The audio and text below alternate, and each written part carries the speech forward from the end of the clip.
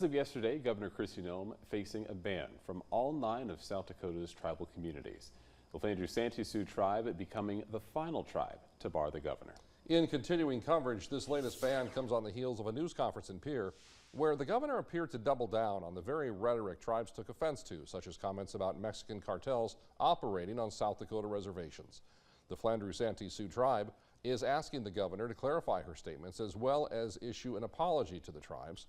While eyes have been on watching these bans progress, those outside of South Dakota, turns out they're watching as well. First Alert investigator Beth Warden brings us the perspective from Oklahoma.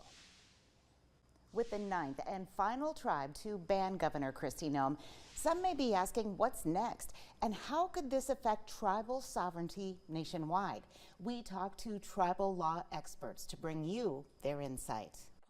In South Dakota, Lakota Law Project attorney Chase Iron Eyes is in contact with tribal leadership.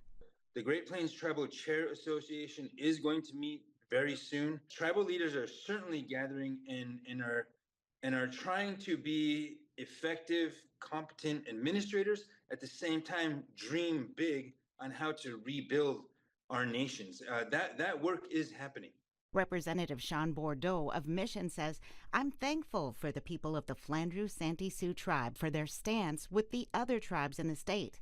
He stands with the tribes too, asking Governor Noem for an apology." In Oklahoma, the Lieutenant Governor of the Cheyenne and Arapaho tribes and attorney Herschel Gorman is supporting the tribes as relatives. He also believes if Governor Noem wants to escalate the situation, it would be in the form of lawsuits. To look at the ramifications at something like this, of how this could affect all tribes across the country, especially with the current Supreme Court that we have, right? I mean, it's a very, very, very conservative court.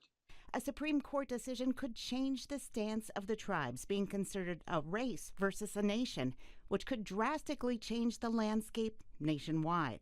Gorham offers his support to South Dakota tribal members. Exercise your tribal sovereignty, stick with what you believe, continue to teach your children, your grandchildren, all your cultural and your language. Back in South Dakota, Iron Eyes says there can be hope, and it's in the hands of Governor Noem. I believe that every human being is redeemable, but she's getting what she deserves. And if she wants to further poke the bear and awaken the sleeping giant that is Indian country, I mean, that's at her discretion, and that's her prerogative. In Sioux Falls, Beth Warden, Dakota News Now. Governor Noem responding to the bans today, saying, quote, "It is my hope tribal leadership will take the opportunity to work with me to be an example of how cooperation is better for all people rather than political attacks." You can see her full statement over at dakotanewsnow.com.